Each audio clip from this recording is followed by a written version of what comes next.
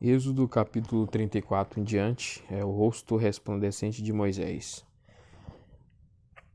Versículo 29 resplandecia. Marcos 9, 2 e 3. E paralelos. O verbo está relacionado com a palavra hebraica para chifre. Olha, tá vendo? Caramba. Aí confira, Iate emitia raios parecidos com chifres, falando de arte medieval, né? E foi mal compreendido desde tempos antigos do cristianismo. Já na Vulgata daí o retrato comum de Moisés com um par de chifres na arte medieval. Então fizeram uma arte lá em que a resplandecia, né, os brilhos, né? Desenharam como se fossem chifres lá, né? E aí ficou mal compreendido, né? Ficou mal feito lá. Isso aí.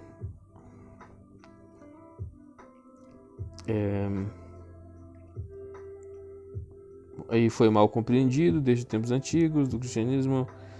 Já na Vulgata, daí o retrato comum de Moisés, com o par de chifres na arte medieval. Versículo 33. Véu. Ocorre somente nesse trecho, e seu significado exato é incerto. Muitos estudiosos veem aqui uma alusão a um tipo de máscara usada pelos sacerdotes em algumas religiões primitivas, mas isso não pode ser aprofundado sem especulação. Paulo retoma o tema do rosto resplandecente de Moisés e do véu para expor a superioridade da dispensação do Espírito sobre a dispensação da morte, 2 Coríntios 3, do 7 ao 18. Parece que, como na primeira ocasião, versículo 33, Moisés não colocava normalmente um véu sobre a sua face, até que tivesse transmitido a mensagem do Senhor ao povo. A lacuna entre a explanação rabínica de Paulo do véu, para que os israelitas não contemplassem o resplendor que se desvanecia, 2 Coríntios 3,13, e as circunstâncias originais pode, assim, ser facilmente exagerada.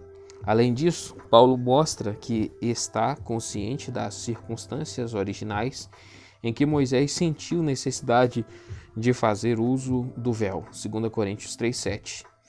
7 instruções implementares, capítulo 35. Os homens e os materiais. A repetição de textos longos com ou sem modificação é característica da literatura do Oriente Médio em geral. A narração das ofertas trazidas pelos líderes tribais em número 7 ilustra bem essa característica. Essa repetição não era considerada fútil ou estilisticamente inferior, longe disso. E quando instruções detalhadas são registradas no imperativo, o relato de sua execução é com frequência apresentado nos mesmos termos. Qualquer pessoa que esteja familiarizada com os poemas cananeus de Ugarit, para não irmos muito longe, não vai se surpreender em descobrir que Êxodos 35 a 40 reconta em termos quase idênticos a execução das orientações dos capítulos anteriores. Lembrete da lei do sábado, capítulo 35, do 1 ao 3. Versículo 2, confira no 31, 12 ao 17 e 34, 21.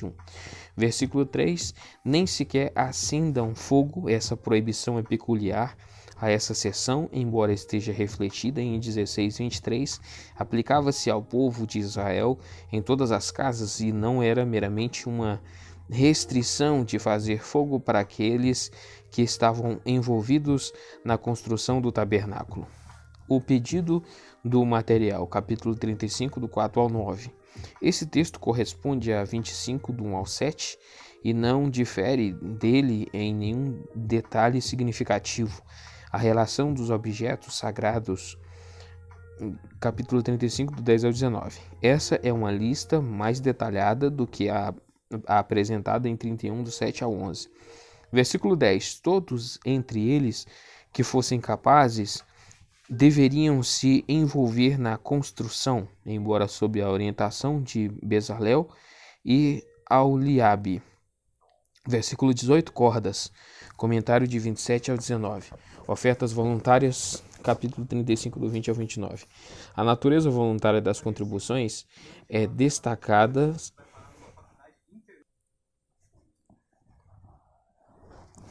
A natureza voluntária das contribuições é destacada em todo o texto. Os homens, versículo 23, as mulheres, versículo 25, e os líderes, versículo 27, todos se mostraram dispostos, habilidades dadas por Deus. Capítulo 35, 30. 31, do 1 ao 6. Aqui se destaca que as habilidades necessárias vêm de Deus, do mesmo modo que se destacou na sessão anterior que o material vinha do povo. Disposição e habilidade formam um par formidável. Na igreja ocorre com muita frequência que os dispostos não são capazes e os capazes não se dispõem a contribuir. Excesso de material, capítulo 36, do 2 ao 7, versículo 2. Versículo 2. E que estavam dispostos a vir realizar a obra aqueles que colocaram à disposição o seu tempo e energia, em vez de bens materiais, também tinham o espírito de cooperação. Versículo 3, de Moisés, literalmente, de diante de Moisés. O quadro é do monte de materiais diante de Moisés. Driver. 2. A construção do tabernáculo e dos utensílios, capítulo 36, 8. A construção do tabernáculo e seus acessórios, capítulo 36, 8, 38 e 31. Confira 26, do 1 ao 37. Não há diferenças significativas entre os dois relatos. As instruções acerca das cortinas de pelo de cabra não são repetidas porque não afetam a fabricação das cortinas. Versículo 38. Os capitéis das colunas não são mencionados em 26:37. Há uma gradação nos enfeites. As colunas na entrada do pátio têm enfeites de prata somente nos capitéis. Confira 38:19. As da entrada da tenda têm enfeites de ouro somente nos capitéis. Confira 36:38, mas as da entrada do lugar santíssimo são totalmente enfeitadas, revestidas com ouro. 36, versículo 36, confira 26:32, Stalker. Os acessórios do tabernáculo, 37, do 1 ao 29. O material paralelo está em 25, do 10 ao 39. 30, do 1 ao 5, versículo 1, Bezalel fez a arca. De acordo com Deuteronômio 10:3, foi Moisés quem a fez, mas ali é provavelmente uma questão de responsabilidade final e não de envolvimento pessoal. Em nenhum lugar o livro do Êxodo afirma que Moisés tivesse alguma habilidade artística pessoal. Versículo 29, um resumo muito forte de 30, do 22 ao 28, Iate. O altar, a bacia e o pátio, capítulo 38, do 1 ao 23. Versículo 8, os espelhos das mulheres que serviam à entrada da tenda do encontro. Uma nova peça de informação, geralmente considerava anacrônica, visto que o tabernáculo ainda não estava em pé, serviam traduz um verbo que se encaixa mais em contextos militares e significa guerrear ou servir na guerra, mas vê no Números 4:23 e 8:24 acerca do seu uso em conjunção com o serviço levítico. O primeiro livro de Samuel 2:22 fala das mulheres que serviam junto à entrada da tenda do encontro. Cole tenta eliminar esse anacronismo ao diferenciar essa tenda do encontro em Êxodos 38:8 do tabernáculo. Cassuto, por outro lado, dá ao verbo o significado alinhar-se em formação e visualiza as mulheres se ajuntando para entregar os seus espelhos para a fabricação da bacia. Versículo 21, Itamar era responsável pelos Gersonitas e Meraritas, Números 4:28 ao 33. A tarefa especial dos levitas foi comentada, confira 32:29. E não há nenhum anacronismo aqui contra Driver, Norte e At. Os metais usados, 38 do 24 ao 31. Versículo 24. A oferta movida, confira 35:22. Versículo 25, dos que foram contados, 30 do 11 ao 16, o total de prata foi superior a 3,5 toneladas. A quantidade esperada de um total de 603.550 homens. Se cada um desse meio ciclo, o recenseamento de fato só ocorreu um mês após a conclusão do tabernáculo. Uma tentativa bem trabalhada de harmonização é apresentada por Cassuto, versículo 27, as bases do santuário. Essas são as bases das estruturas sobre as quais as cortinas foram colocadas e das colunas nas quais o véu foi suspenso.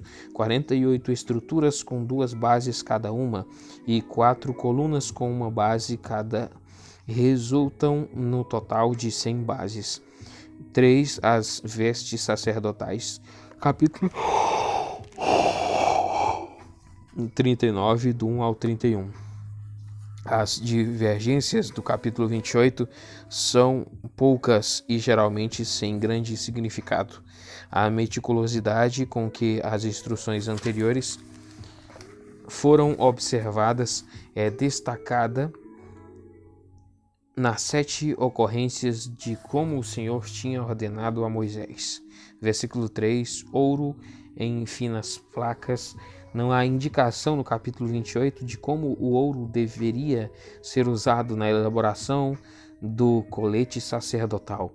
De finas placas deveriam ser cortados filamentos de ouro e depois traçados com os fios do tecido. Versículo 30, o diadema sagrado. E ver comentário de 28, 36 e 37. 4. A conclusão da obra, 39, 42. E 40, 38. Moisés inspeciona a obra, capítulo 39, do 32 ao 43. Cassuto, com razão, chama atenção para uns paralelos entre essa seção e Gênesis 1 e 2. Versículo 32, a primeira parte do versículo com Gênesis 2:1. Versículo 43, Moisés viu. Gênesis 1:31. Então Moisés os abençoou. Gênesis 1:22. Instruções para a armação do tabernáculo, 40, do 1 ao 15. Depois de terem sido preparados os acessórios do tabernáculo, versículo 1 a 8. O óleo da unção deveria ser derramado neles e em Arão e seus filhos. Versículo 2. No primeiro dia do primeiro mês, isso marca o início do segundo ano da peregrinação dos israelitas pelo deserto. Eles tinham estado na região do Sinai durante 9 ou 10 meses. Confira 19.1. A armação do tabernáculo, 40, do 16 ao 33. As palavras "como o Senhor tinha ordenado" ocorrem 7 vezes nestes versículos. Versículo 31. O nome de Moisés é incluído porque ele estava atuando na função de sacerdote. A presença permanente, 40, do 34 ao 38. Assim, o grande tema do livro de Êxodo, a presença de Deus entre o seu povo, 25:8 e 29:45, é conduzido à sua conclusão triunfante. O Deus que se havia revelado no Sinai estaria com os israelitas por onde quer que fossem. Versículo 34. Essa convicção foi fortalecida pelos sinais visíveis da nuvem e da glória que tinha sido testemunhada quando pela primeira vez Moisés foi receber as instruções de Deus. Versículo 35. Moisés não podia entrar. 1 Reis 8:10. Confira 13:21 e Números 9:15. Aí vem a bibliografia e acabou então o livro de Moisés, de Êxodo, passando para o livro de Levítico. Então,